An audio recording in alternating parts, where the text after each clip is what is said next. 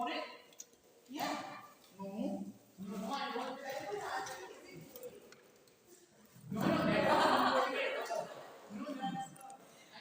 A seminar is being organized on 11th of this month.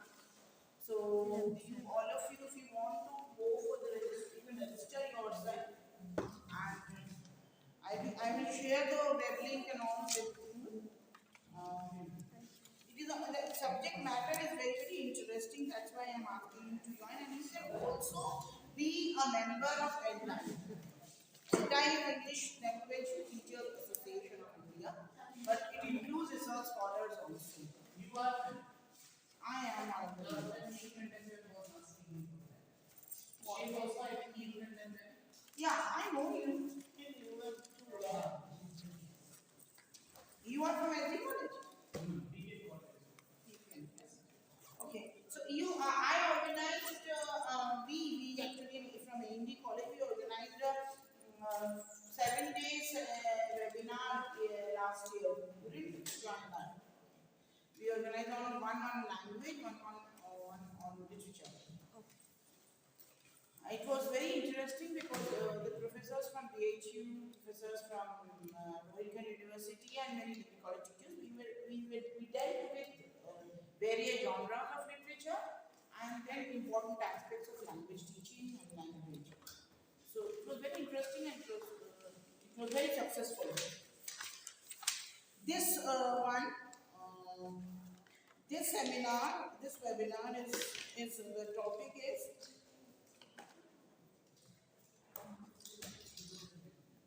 the topic is crafting an effective writer, tools of the trade.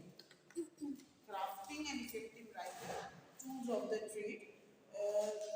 This is an interesting topic and it concerns you. And it is an international webinar. Dr. Scott Granville, from co-founder and managing director of Chasing Time English New Zealand, will be the resource person for that day. So you can join it, and I will be sending you the. You have to first register yourself. Now today's topic is of course culture industry. One question: what is culture? According to you. It's very sunny today, so obstructing. Should I What is culture according to you? Anything you understand by culture? What is culture? It's a way of living. Way of living? Culture. It makes us to be co-plans by other people that yes, we belongs to this. Yes. And that is why. Culture can be defined as the account of the behavioral trait and Behavior. Yes. and mannerism of a particular. That means culture is equal to behavior. No. Culture is everything. No, behavior is a part of that. Now you come. Behavior is a part of it and the kind of art a community is using in a specific society. For example, in India, we have a lot of different cultures, so many cultures would be comprised. What is the word culture? Actually, what image it And the kind of belief and art that we exhibit as a society would be culture in my thought. When we say culture studies, Culture can be defined as the beliefs and the norms set up in the history, and we are practicing those norms and beliefs. yes, culture is actually the belief, the norm, the tradition, everything. That is why in JNU you have culture studies department and is linked with English literature and language department. So it is so culture and language are, you can say, sisters to each other. Whatever, and that is why culture studies starts with the enlightenment movement. Can you tell me what is the enlightenment movement? The one like the upliftment of soul, and when he knew about the major No, no, the Enlightenment movement is exactly restoration that you're talking about. No? The restoration that happened. Yes, it started with In the- Renaissance. Enlightenment movement is started with Renaissance. And yes, that means everything in this world is with you want to know. Whatever you want to know, enlighten yourself. The movement that started is to know, to know, and knowledge is the only aim of life. That is enlightenment movement. It started in Europe, it started in English, it started in France, it started in Germany. That is enlightenment movement. Okay. Yes. I was wondering if the word culture derives from the word cult. I was wondering if the word culture derives from the word cult. If From the the word word cult. cult. See, Cult. No, cult you can say, but cult is something else, isn't it? I was just wondering, Cult ma'am. is a group. Something. Let me see. I will see today. That's the good thing you have given me. Let me see. I will see and I will answer you tomorrow. Okay. That's a good question actually. Now, when we are talking of culture industry, we first must to know what is enlightenment, and then we should come to culture, because this particular chapter is included in a book called Dialectic of Enlightenment. This chapter, culture industry, is a part of a book called The Dialectic of Enlightenment, and it is one of the chapters. This Dialectic of Enlightenment is a 5-chapter book, anthology, and written by Adorno and Horkheimer. It is not only an essay by Adorno, it is by Horkheimer also. Okay, both of them are Marxist. That is why I started with culture, I started with enlightenment. Okay, both of them are Marxist philosophers, and they were naturally influenced by the evolution of enlightenment and enlightenment thought process and the Western rationalism. Western rationalism. Now, what is Western rationalism? First, you have to understand these concepts. Then only you can understand culture industry. Western rationalism. What it is? and logic behind every finding. Yes, the Western during the it started with the Renaissance to find out the logic and the and human and humane. Everything is humane. Humane. Humane. You understand the concept of humane means whatever concerns human being. So because just during the Dark Ages, it was all biblical. It was all based on the beliefs of Bible. God was in the center of everything. But with Renaissance, with Enlightenment, man became the center of everything. Man came into man came into the center. Man came into the center of education, of knowledge, and it was the pursuit of knowledge by man. Previously, the center was church and religion. Yes, previously during the Dark Ages, the center was God, the center was church, the center was. That is why we find interludes, we find morality play, we find miracles play. So literature was all concerned, literature concerned itself with God and for the benefit, it was benefactory, it was more didactic, it was more religious.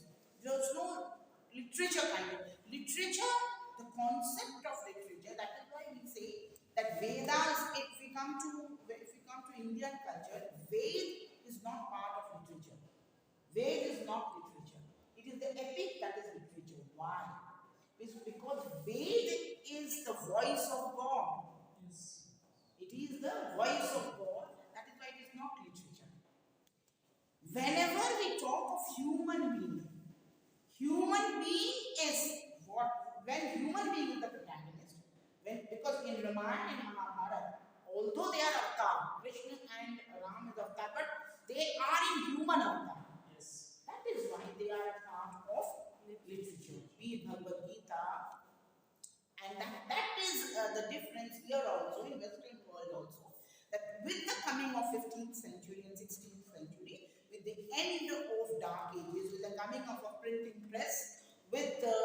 translation of Bible into colloquial language in English and in many other language, there was enlightenment, there was radical thinking, and that is what Western rationalism is. We come to Rousseau and it all started in 17th and 18th century, and it ended with, according to new belief, it ended with Kant, Immanuel Kant, in 1804 or something like this. So this was the entire period, which is a very, very important period for English literature, for European literature, for French, German, all the European literature. We are not here linking it with the English, with the Indian concept or Oriental thing, because Oriental, they have not yet reached, this European world has not yet known India by that time. India, they came to India for business purpose although in 17th century, but they were not aware of the rich Indian culture by that time. Ma'am, even the concept of DAV is laid on the principles of Orientalism. Pardon? The The concept of Orientalism and Occidentalism was led by Edward Said. It was in a book by Edward Said, Orientalism. That is something very, very different. Here we are talking of from 16th, 17th to 18th century, the process of rationalism, the process of reasoning, the process of reasoning. Ma'am, you were also referring to the age of Pope and the age of Age of Johnson. Pope, yes, and then of course French Revolution. Yeah, 17th. Breaking through is French Revolution. Because questioning the throne, questioning the authority, and talking of liberty, talking of equality, talking of fraternity, this all things lays down to Marxism. Because what is my concept of Marxism? The concept of Marxism is, after all, classless society. A society which should be classless. Although when we come to 19th century, with the coming up of Russian Revolution, we find, what does Stalin do? What he does after becoming powerful. That is why we have a famous allegory on Russian Revolution. Can you name me that allegory? A famous allegory? Everybody should know this. Ma'am, we know that. Bella, No. George Orwell. Yes. The writer. 1989.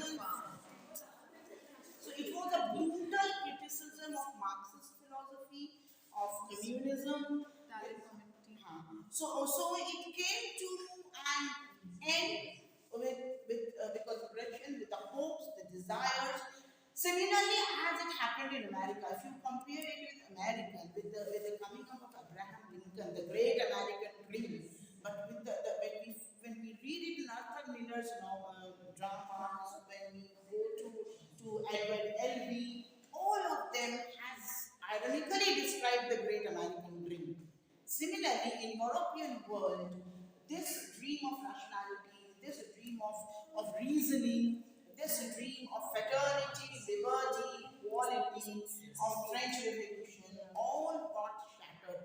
Moreover, we have the World War in 20th century, which shattered. Also, America got its independence in that year. In 1700 and in 18th century, in 18th century. But but still, with the Great American Dream, what happened to that Great American Dream? To the economic equality, nothing happened, isn't it? Is anything? Because Are you thinking I'm going out of context? I'm not out of context. No, I'm not. ma'am, in this context, I was thinking of Hard Times by ma'am, because it also shatters the misconceptions behind industrialization and how industrialization is becoming Yes, a of course. threat for the And human. when we are talking of Enlightenment period, we are also talking of scientific development. Of course, we are talking of political development, and we are talking not only of literature, we are talking of science, we are talking of industries, we are talking of everything. Okay, so this period basically is a very, very important period for European culture, and this is what European culture is recognized by. A culture which supports reasoning, a culture that supports rationality, a culture later on with the coming up of Darwin's theory. Now see, 19th century is a very, very important period again. Why? Because it came up with a discovery of Darwin. And what was the Darwin's discovery? That man was not created by God in 7 days. It shattered the Christian belief, Theory of evolution. Although now even Darwin's theory is questioned, but and because he was the first person to question the authority of God. It was not Satan who only questioned the authority of God. It was Darwin who also questioned the authority of God. So the world went topsy-turvy, and it was a part of that rationality. It was a part of that reasoning movement which in 2 or 3 centuries brought Darwin or made Darwin establish the theory of evolution. So now when we are talking of culture study,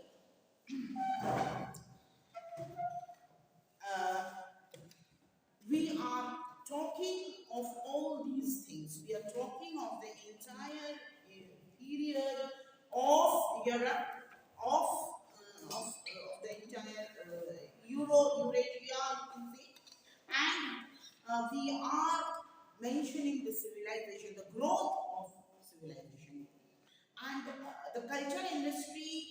This particular essay. That is why I am making you understand it, because it will be impenetrable for you if you don't understand the theoretical basis of this essay. And the theoretical basis of this essay is we have to understand why this essay was written, the cause of writing this essay. It was in favor of the Marxist philosophy. It was because it was written at a time when the age I have already told you what is the age, is 1944, during the Second World War. It was published in 1944, this book. And this was a time of Second World War. So, and this was a time when after 1930s, the George Orwell's Animal Farm and all, Marxism or communism was refuted by many. The scholars disbelieved the theory because of the situation in Russia. So these two people came with this essay in order to establish that whatever Marx has said is not always wrong or not always only theoretical. Although it is proved again and again that Marxist theory is more or less theoretical than it can be rational. It is more or less theoretical than it is rational. Why? Because the entire concept of Marxism, or the entire concept of a classless society against capitalist society, is something which is not possible in any manner. If you go to a society, there cannot be any society which can be mentioned as classless. Can there be? Can there be any society which can be classless? Such an idealistic society, such an utopia. Who has written Utopia? Thomas More.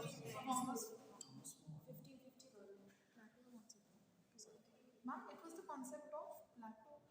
No, you No, no, that's a novel. That's a novel, Thomas More. This particular concept was given by either Plato or Marx. I'm not sure about it.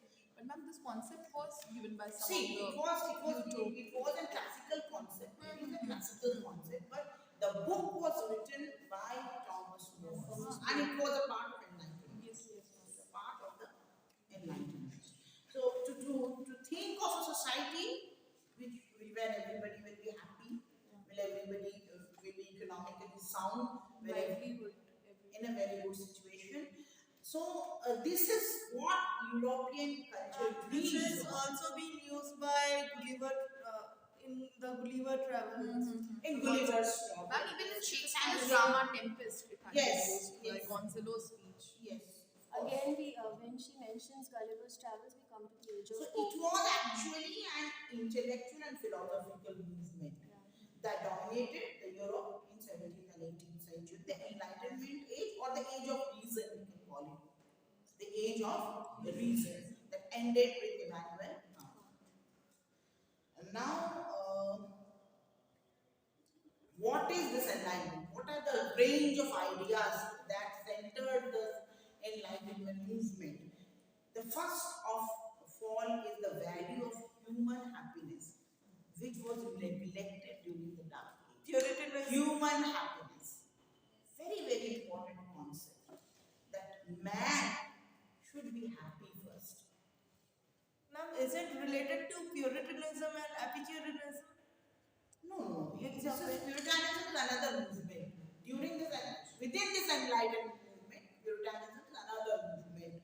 But Puritanism is a movement which was supporting Catholic way of thinking, which was supporting that literature is nothing because literature serves life, isn't it? But enlightenment is welcoming literature, isn't it? Enlightenment is talking of human values, human desire, human hopes. Epicureanism. Yes, it is always supporting human passion. Carpe diem. Yes, of course, and the liberty, progress, reason, and of course, evidence of the senses. Evidence of the senses. What does this? This is a very important thing. Evidence of the senses. The sense organs. Sense organs should Yes. be vigilant and It should be vigilant and it should be respected. You cannot neglect the physicality or the physical, and that's what we find in John Donne's metaphysical poetry. John Donne has appreciated, and although he has talked of love that is spiritual, but he has always talked of love, and he has talked of physical love very boldly at the 16th century and the beginning of 17th century. One of the best poet English literature has is John Donne. According to me, one of the best poet that English literature has. If you read John Donne's poetry, you will just be fascinated. He writes about his wife. Not wife, beloved. The beloved. Wife, see, there is a very, very marginal difference between wife and beloved. Okay. Wife can be beloved, beloved not, it is not necessarily that beloved is wife.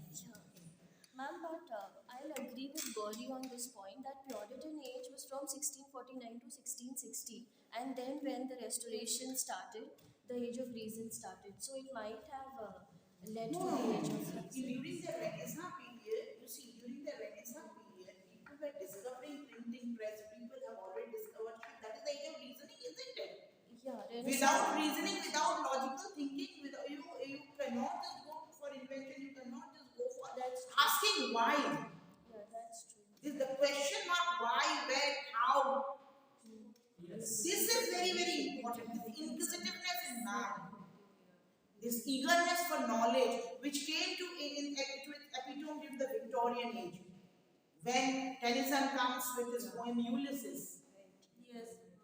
Okay, in Ulysses, what you find? See, everything you find in literature, all type of revolution, all type of evolution, you find in literature.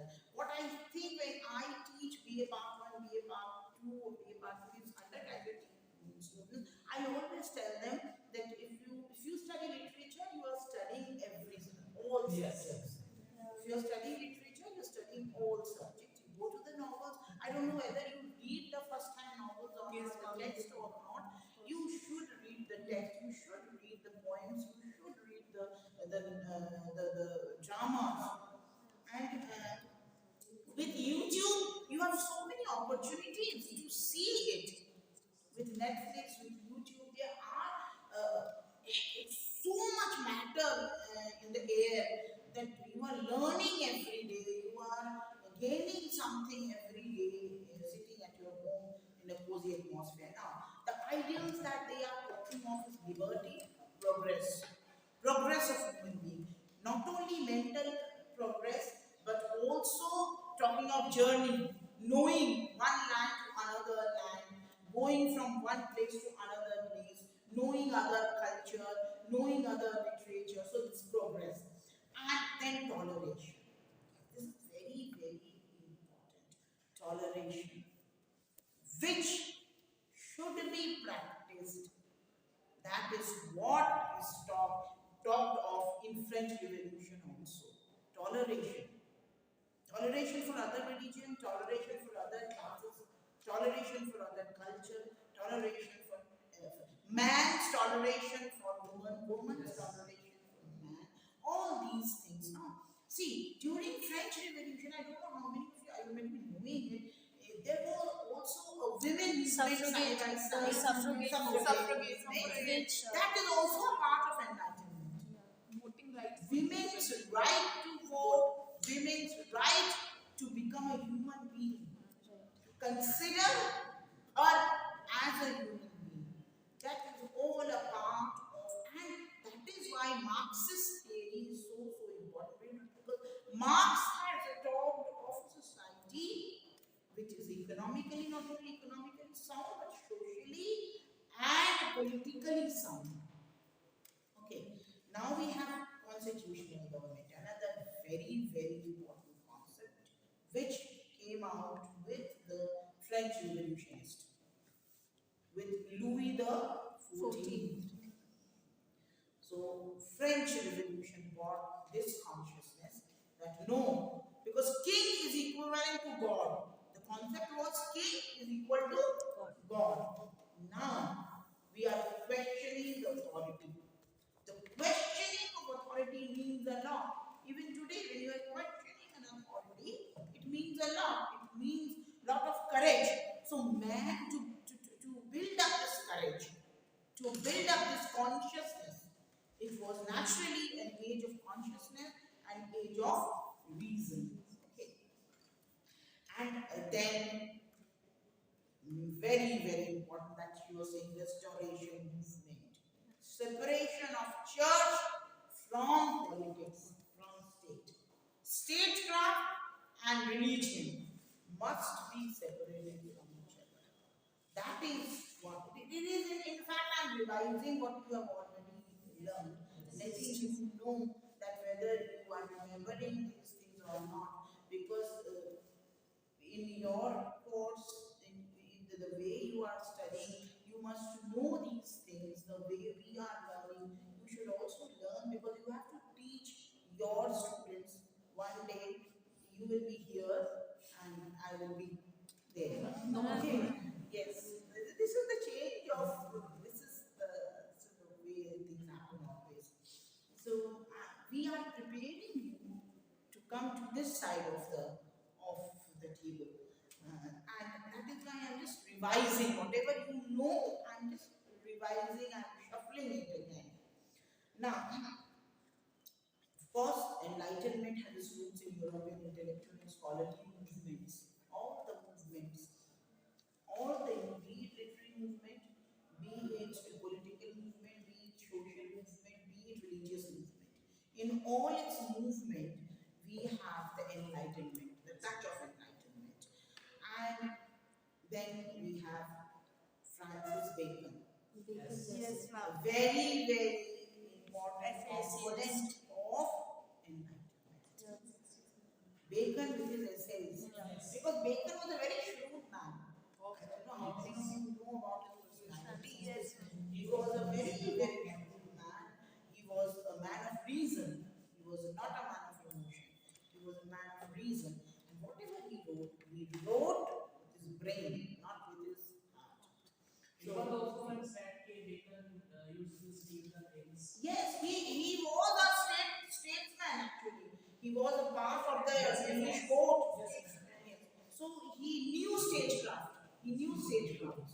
He knew stagecraft, and he was a very, very intelligent, clever personality. So we have Francis Bacon as one of the prominent component of this period, of this Enlightenment period. Now, some dates which are very, very important for you to know, that is René Descartes. You have heard the name of René Descartes? Descartes was dealing with astrology and Discourse on the Method. His book is Discourse on the Method. Actually, I was reading, it is available in the net. Descartes' book, you can find it. I was reading today in the morning. That in 1637 this was published, this came to, and his famous dictum, I think, therefore I am. This is very, very famous line. I think, therefore I am. Whatever I think, that is what people, Descartes, this is Descartes saying, a very, very famous thing. People usually write it Just put it to. Yesterday, Sir was also teaching us in RM also, a research methodology class. Sir was also teaching this sort of slogan. So I suppose I feel. I feel. I've seen that also. But the way you think, Writing sense of can be seen there also. yes, I think, therefore I am. The confidence, the human confidence. It talks of human confidence. It talks of human knowledge, which was absent before this.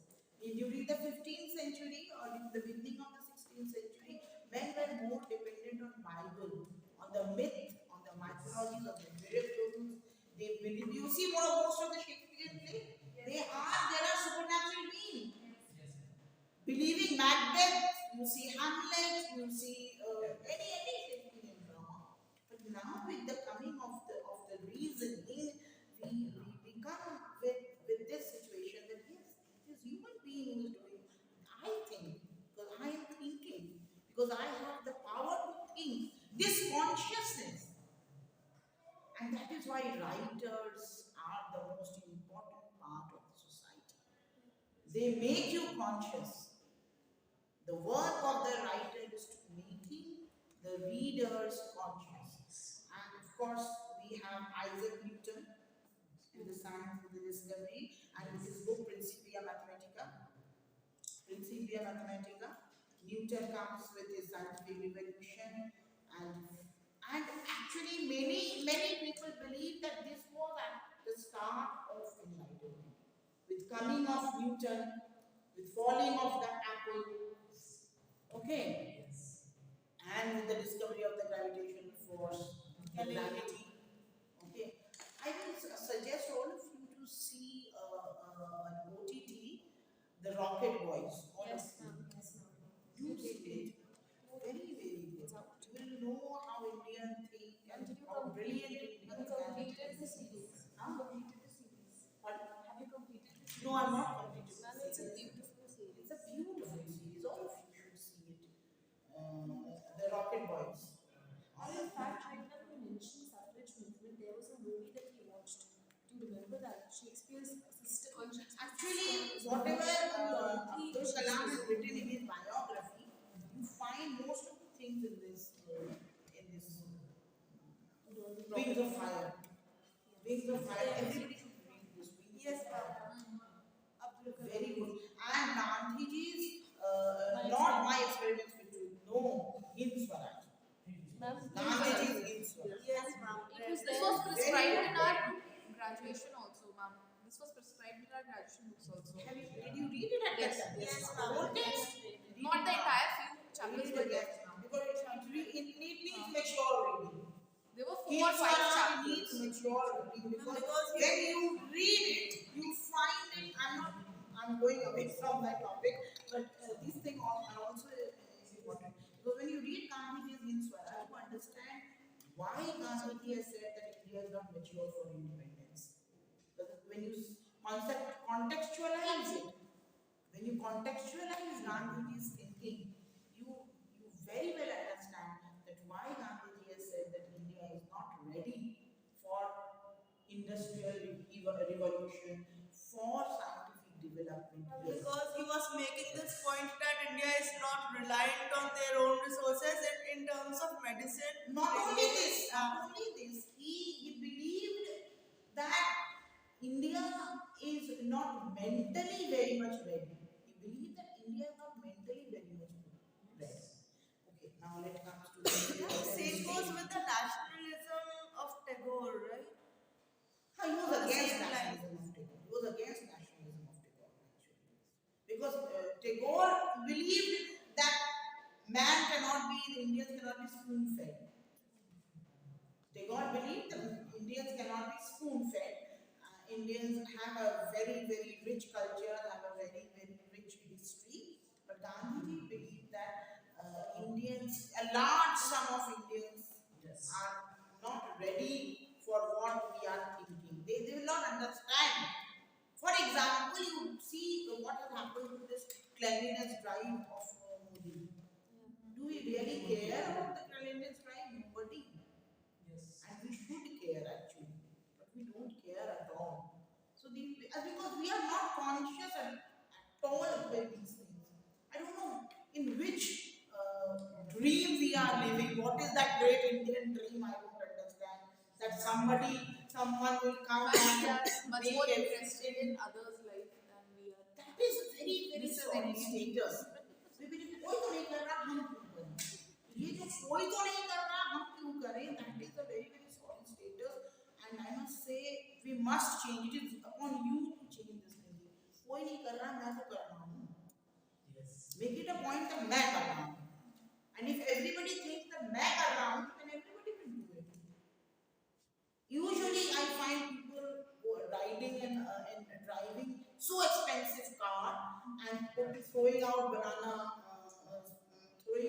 spitting outside their car, plastic bags. Why? Carry a plastic bag, keep it in it, and when you come home or when you enter the hotel, you can put it in the garbage.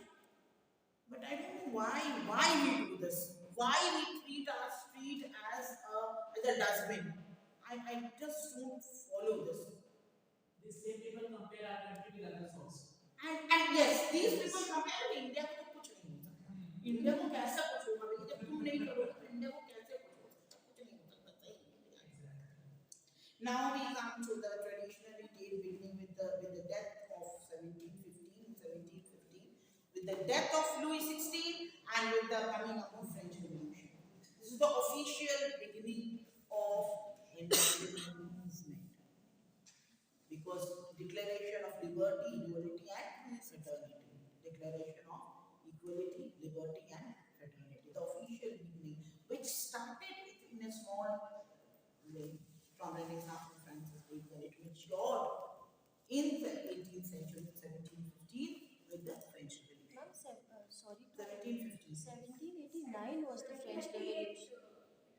No, 1798 was we the died. start. We died. 1715 we died. And 1789 there was The storming of the Bastille. 1798 we have the Bastille unit. Yes, the romantic League. 1715 we died. Later ballads were published in Yes, later ballad. And then it ended with, of course, I've told you, with Immanuel Kant in 1804. So this is all about the scientific and philosophical periodically. Now, what are the things through which they popularize this movement? What are the things which they popularize? The scientific academia and then the Masonic lodges. Do you understand Masonic lodges? Masonic lodges. The M-A-S-O-N. British kind of bungalows they set up for recreational purposes. Not bungalows actually, guest houses. Guest houses, they gathered there and they used to write pamphlets, they used to write poems in order to popularize there. They used to gather there together, a group of people. So they are called Masonic lodges. And then we have literary saloons. In England, in Germany, in French, we had. At that time, there were literary saloons where these revolutionists used to gather. And they used to express their feelings. Okay, and there were of course printed books, journals that were published during that time. And then the most important thing, monarchy and Catholic Church were separated.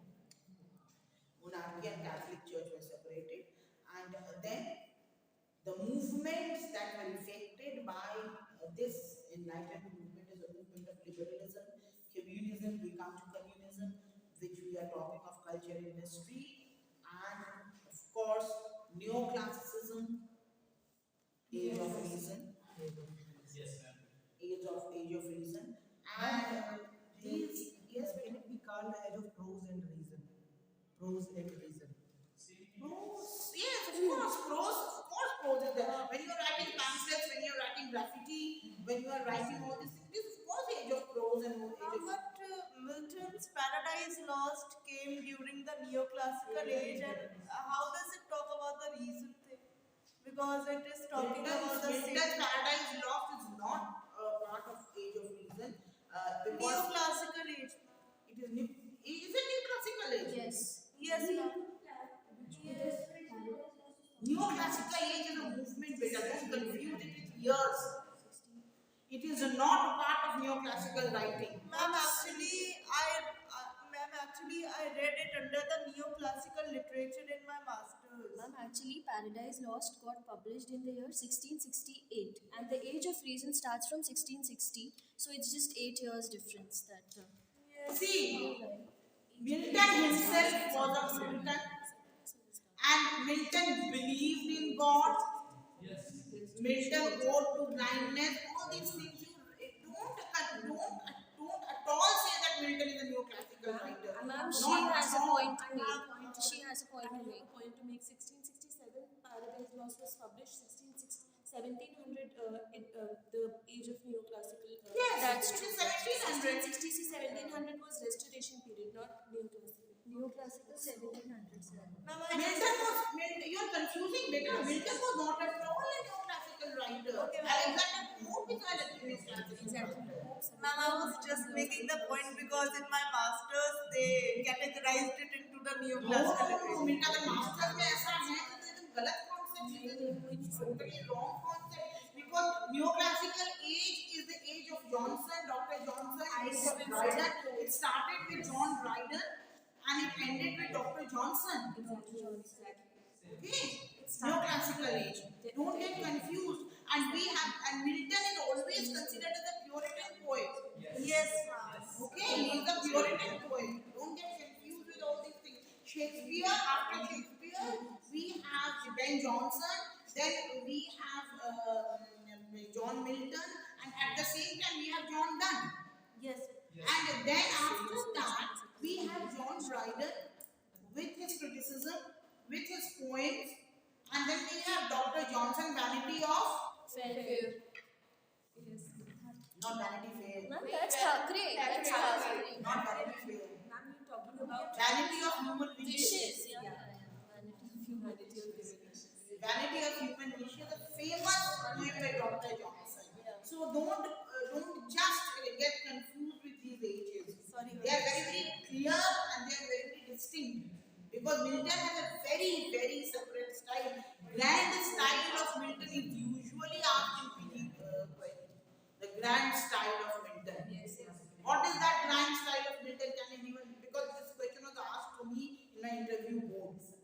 How can you explain grand style of Milton? Yeah, she's right. The heroic couplet. That's all. No, the prose. That's all. There are a lot of things to it.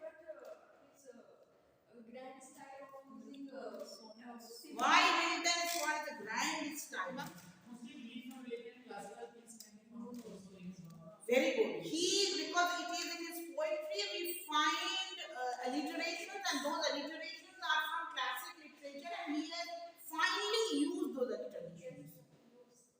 And the way you read, I don't know if you have read Line to Line Paradise Book 1 Paradise Lost. It is such a great description of Satan. The first line, justifying the ways of God to man, becomes justifying the ways of Satan to God. When you read book 1, and it is well acclaimed by many critics that Milton is actually justifying the ways of Satan to God. I don't know whether it has been taught in this way in your class or not. Yes, That in it is- masters it was. in master, it is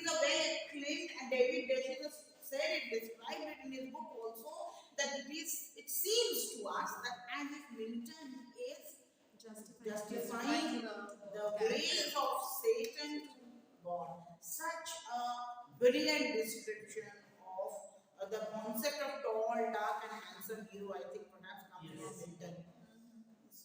There is And also such a this brave book Satan, such a brave villain you have in Milton Paradise Lost. Ma'am, and I have also read this book called Satanic Bible. Now, this is what enlightenment is. When man is conscious of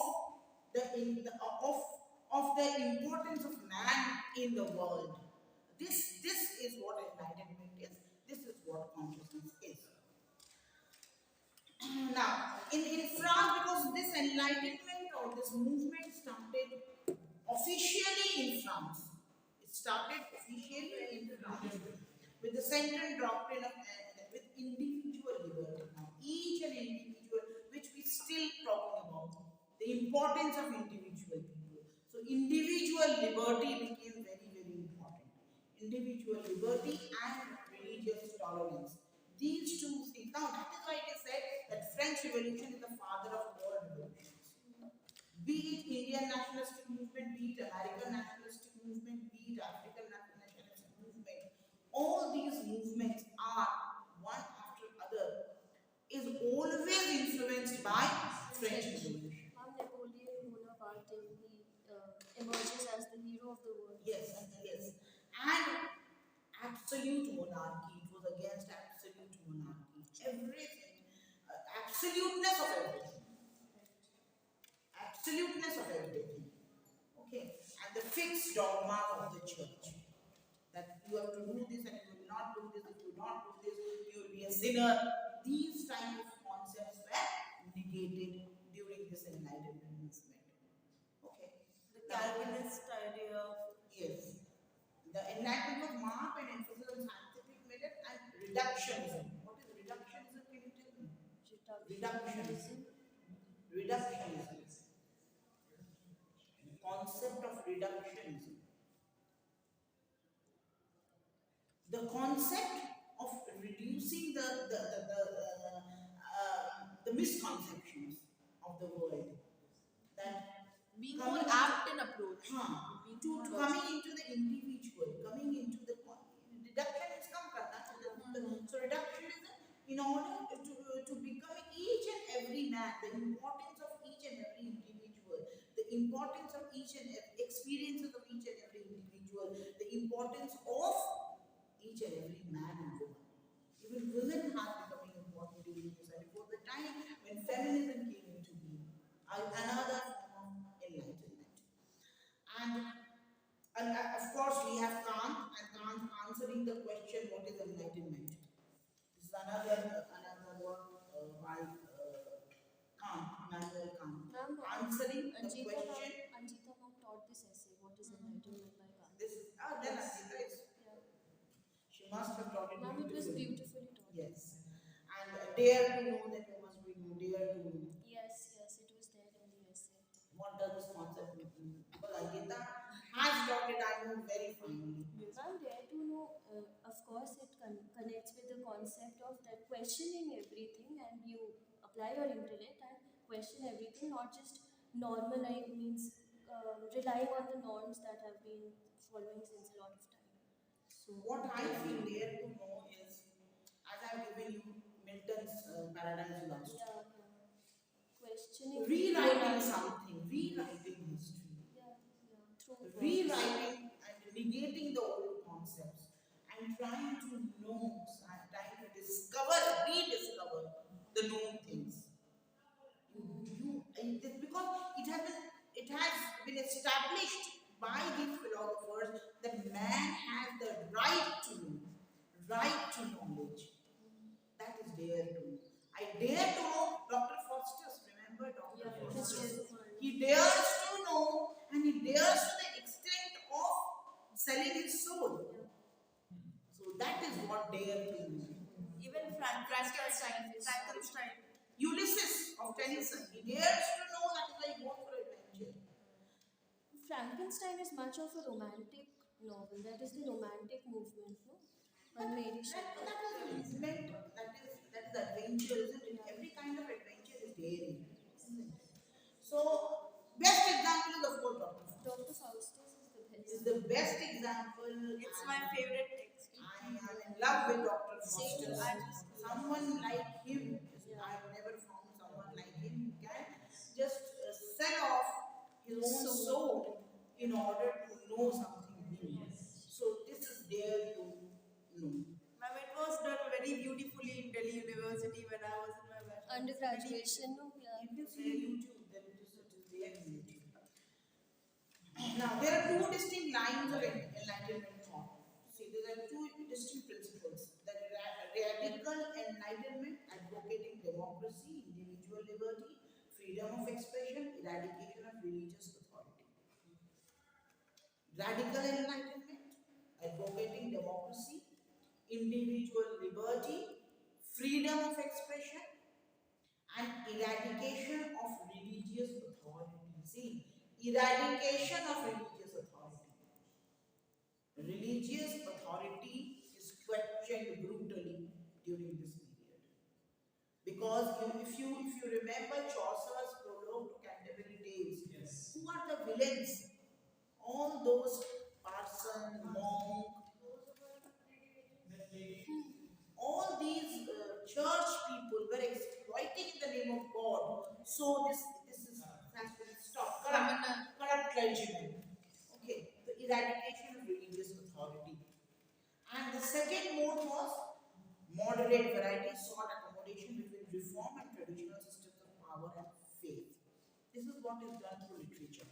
It is a bit moderate, and accommodation is sought to, aim to accommodation between reform and the traditional systems of power and faith. Traditional systems of power and faith means the church and king, monarchy. So it tried to go to a middle path that we find in literature. We have Milton on the one side, we have Alexander Pope on the other hand. We have many such. We have Tennyson, who is a poet laureate.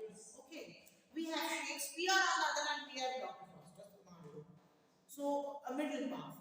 Now, two central tenets should be stressed. The minimal core elements of these two are the central traits, and the other core elements of enlightenment. One is the conviction that reason, and when rigorously and repeatedly applied in an impartial way. See what he's saying. That if you apply reason to anything, it will generally lead to emancipation of human society. Work on reasoning. If you allow reason to work, and it works so beautifully that it emancipates the entire human culture, it emancipates individually. So reason became the talk of the day. The enlightenment, the entire movement of enlightenment, the age of enlightenment talks of reasoning. Talks, because you see, even in Milton's Paradise Lost, why does Milton goes on praising Satan? Because somewhere we find that here is a rebellious and is someone who is challenging the authority, isn't it? as a rebellious. He is challenging the authority, and it is something happening in the existent world also. The Protestants were challenging the Catholics. Challenge, the concept of challenge was very, very welcome. And challenge means daring. So these are all interconnected. If you give to it a thought, they are all interconnected. And then this is, and it is yielding a society that will at last be humane, and God will put is humane, and in which there will be extensive human flourishing. So an enlightenment age talks or surrounds itself around human flourishing. Flourishment of human being, of human thought, of human behavior, culture, everything concerning human. Human is in the center of everything. That is what enlightenment age is talking about. The second is a belief in universal human rights. This is the political thing. That each and every individual has its own right we have to respect those rights. We have to tolerate and we have to be compassionate. Not only tolerate, we have to be compassionate. These human feelings makes us culture. These human feelings makes us civilized. A way of do you remember C.E.M. Joad writing on civilization? You have not read C.E.M. Joad on civilization. You go and read it. It's a very good book on civilization. And there he has pointed out that what is actually civilization? Civilization is what we have studied as civilization. It's just wars. And he questions, is it civilization? He puts a question to it. C.E.M. Joad questioned, is it civilization? Warring, battling, invading, imperialism, and these all things we study in history. He questioned, do we know, anybody of us know that who has for the first time harvested, who has for the first time plowed the field, who has for the first time invented how to farm? Now these things nobody knows. Nobody knows their name, but everybody knows the name of Battle of Plassey, the World War, who fought the World War. So, is it civil? Are we studying civilization through history? That is the question that he puts forth. Ma'am, because there are several narratives to study this. Yes, the destructive things we are studying in the name of civilization. We are studying destruction in the name of civilization. For example, nowadays people are laying stress that Mughal emperors, I pardon me, should not be, and the Rajputs must be included in the history books. This kind of See, these are very politically vested, all history books. All history books, be it in India, be it in Europe, be it in anywhere in the world, are politically vested. Okay, let's not go to that discussion. Now, the Enlightenment was about building a new society with new, less irrational, and more human persons than most of us are now. This is I have written. Now, see, I feel it that less irrational. It is enlightenment that is less irrational. That means enlightenment is all about reasoning, all about rationalism. That is what Western rationalism is. Okay, and it is more human, and that most of us are, and it is as human as we are not much. It talks of something which we are not practicing. So that is what is Western rationalism. That is what enlightenment is. Now we come to Marx and Marxism, because then I will come to the culture study. Marx and Marxists very much wanted a science of history. They wanted a science of history. That is why I believe in C.E.M. Joad. That they wanted that history should also be scientifically done. Human history should be. This is an achievement of Marx and the Marxist philosophers, that they seek to have a history which should be scientifically dealt, and in order perspicuously to describe and explain what they took to be the development of human society as a whole. They will talk of development. The history should talk about the development of human society. How the human society developed culturally and religiously, politically, and of course literally.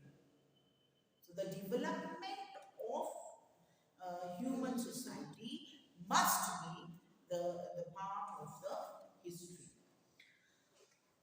To show it was indeed a development, to defend this development as progress. To defend this. Have you heard the name of Engels?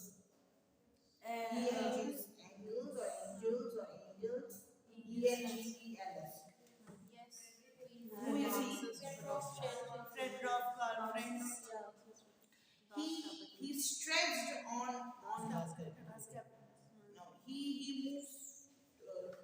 the extent that this development should also not only be physical, not only be mental, but this development should also talk of moral responsibility. This is moral development also. Now, don't confuse moral development with religion. Moral development and religious development are separate things. You can be a morally developed, but you can be atheist. Yes. Okay?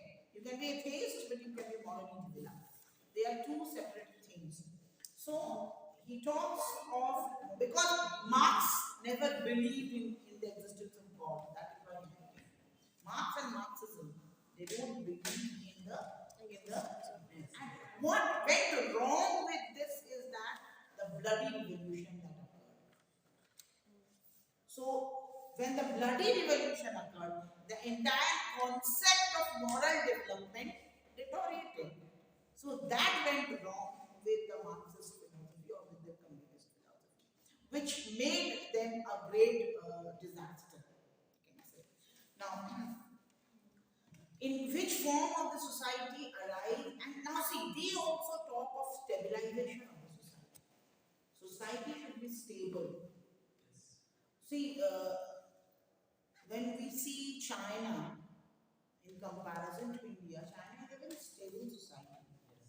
Be it, you can say that they have their own softwares, they have their own social media, they are not supposed to use any other social media other than there is autocracy, but still they are talking of they are still.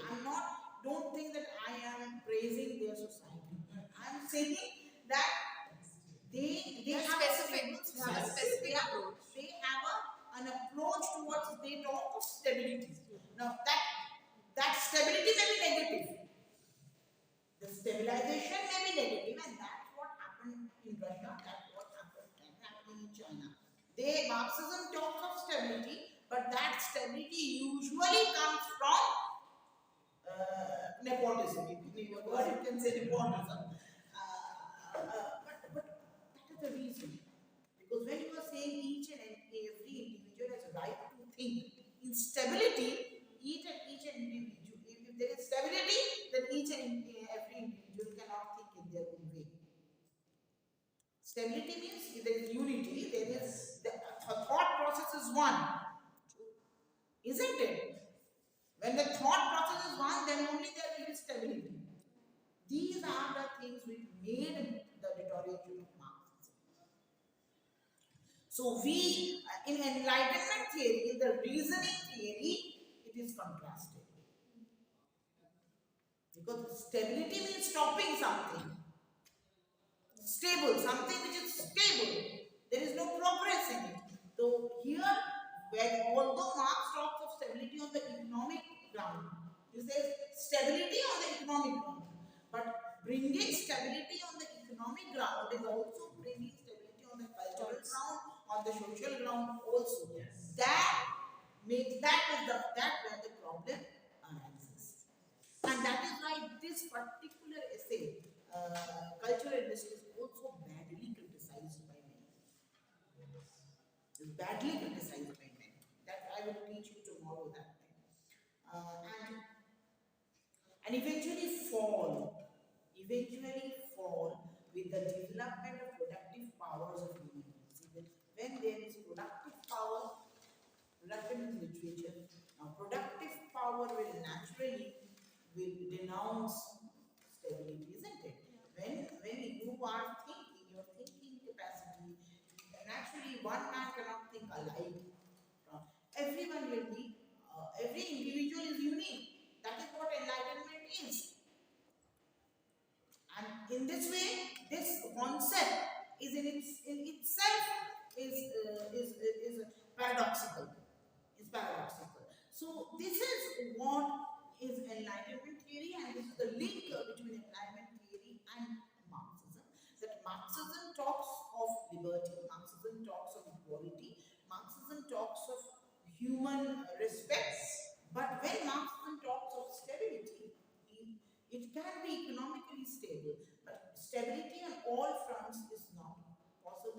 for the thoughtful human being, for a thoughtful society.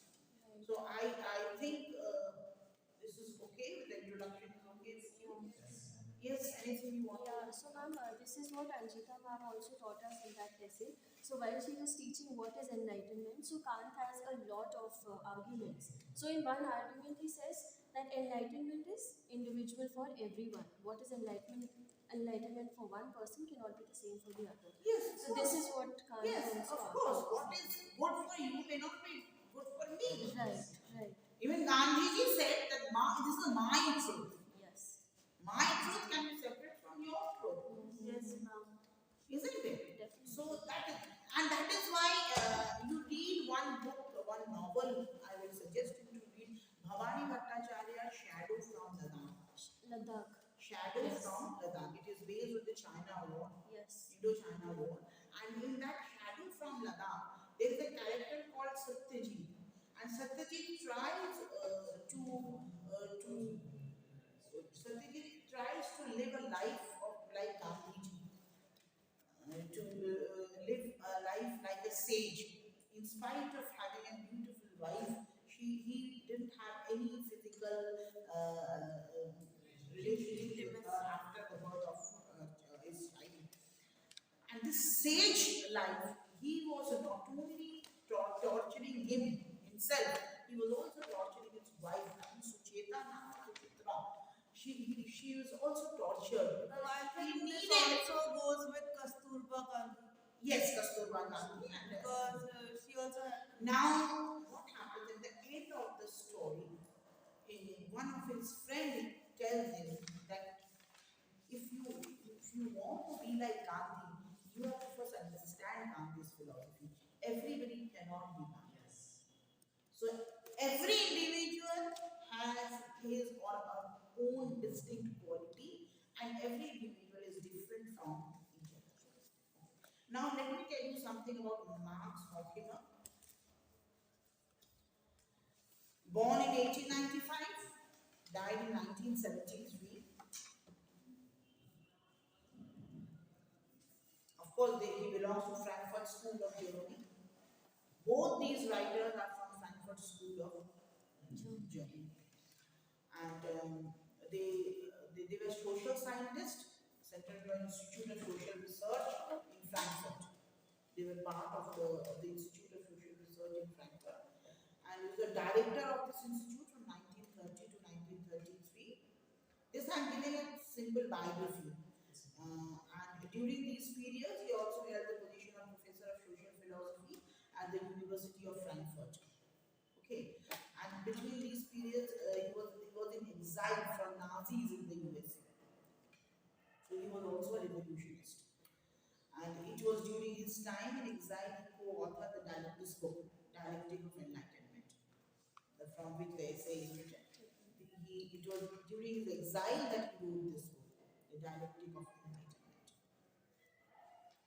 with Theodore Adorno. And its primary influence as a philosopher, he was a great influencer on this. He played a great role in influencing the institute, and his philosophical outputs, his methodology was highly appreciated by the institute, and he is best known for this book. And other philosophers who were influenced by this was Theodore Adorno, other than Marcus and Habermas. All these people are influenced by these.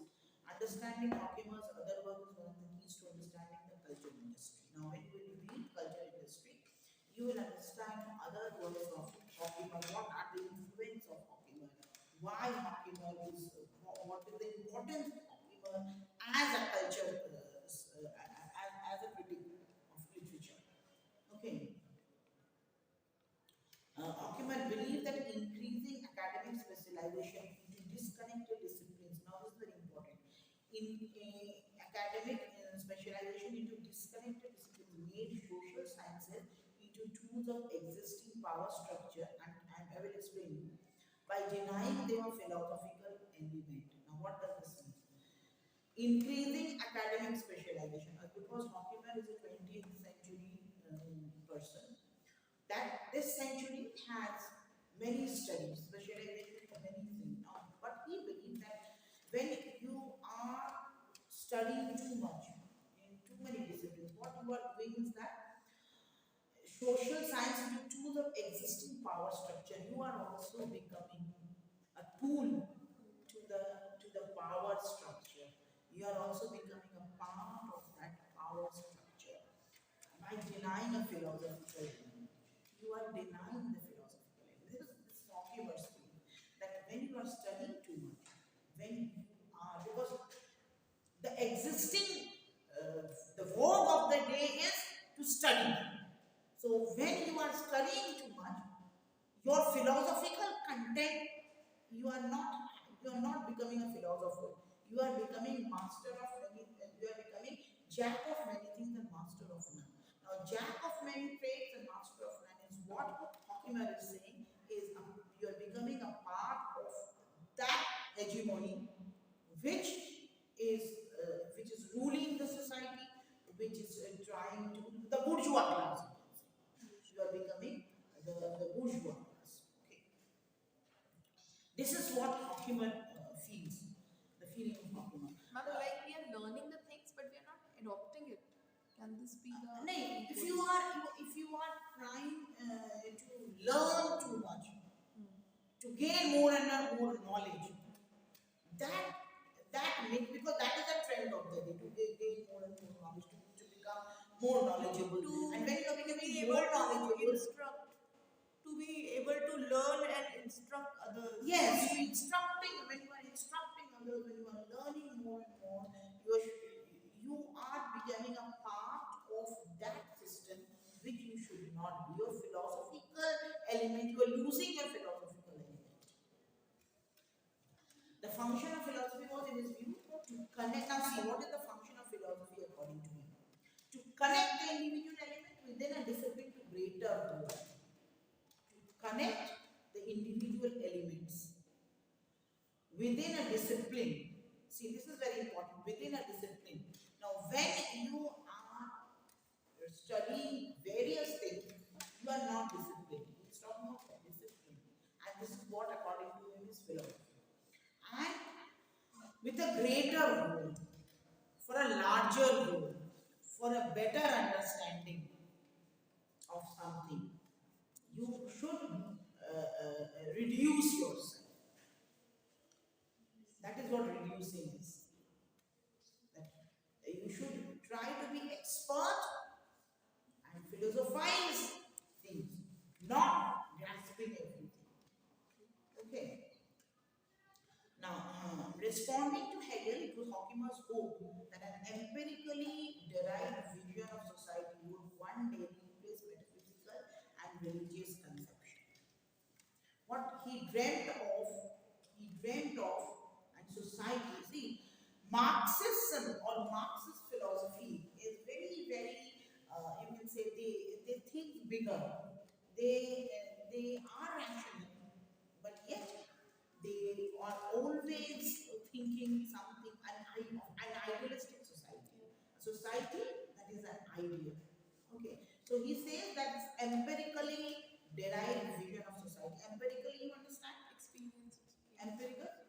From the Based experience on the sensory, which we gain from the experience of like past historical Yes, knowledge. empirically derived society would one day replace. This will always, they have a vision that this will replace, and what kind of society there will be? A metaphysical and religious conceptions. Now, religious here doesn't mean Christianity, Hinduism, Islamic. We'll be contented with our life. We're like, contented satisfied. with our life, a metaphysical life, to believe in something which is, to forget greediness. Empiricalism is somewhat greedy. So that is why he says too much of study is not welcome. And this is happening after COVID situation. People are contented with their life, like whatever they are earning, they are thinking that You now. have to a situation. See, sustainable lifestyle is the want of the day. Now, Hawkins also held that academic specialization we are PhDs, we are research scholars, we have a degree of doctor. So it's problematic because research between and within discipline was in its words chaotic, uncoordinated. Now see, the entire world of art was topsy-turvy. And can you repeat this? Within, because research between, means you are doing research in English literature, between and within, okay. Within discipline means you are, suppose you are comparing one English author to another English author, so within. In his words, chaotic. He says this is chaotic. Why it is chaotic? Because it is uncoordinated. Because you cannot compare. According to him, you cannot compare one thing to another thing. Each and every individual is different. His proposed solution was that all academic research be centrally planned and controlled. See, this controlling is very problematic in Marxism. Always a central control. Everything should be centrally controlled. This concept is a problematic concept. Like in China, again an example of China, you cannot own your own house. It's all state property. You don't have your own house, you don't have, they are all state properties. You cannot buy anything. So centrally controlled. But this concept is quite correct because we don't come to this world taking the property and all, and when we leave also we don't have anything. So this is quite. That's quite philosophical. No, but, that's not philosophical, ma'am. It's correct because they are That not judging- judging as per their property. There will be no aristocracy or elite class, or there will be no fractions. We can But say. then Yeah, again, yeah, your this question. concept. But again, it it focuses on the idealistic society which we don't live in. Exactly. It cannot be an idealistic society. Everybody has a house and they own that. That is what they hold to at the end of the day. That is imperialism, isn't it? Yes, and that's the And reality they are, of the they society. are trying to deform history. They are trying to rewrite history, isn't it? I told you that what is Marxism or Marxist aiming to rewrite history, history in a better way. Okay. So that is why everything will be centralized. We are here to read these theories, our own conceptions and misconceptions or our own belief